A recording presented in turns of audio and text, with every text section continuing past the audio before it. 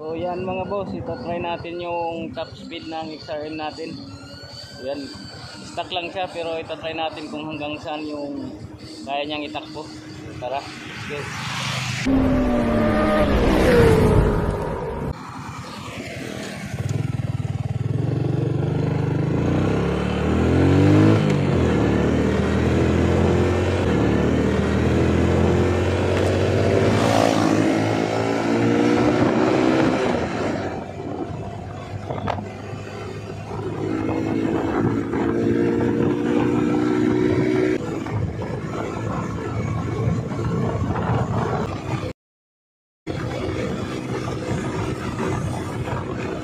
Mga boss, so hanggang 100 trila talaga yung sagad ng stock na XRM natin.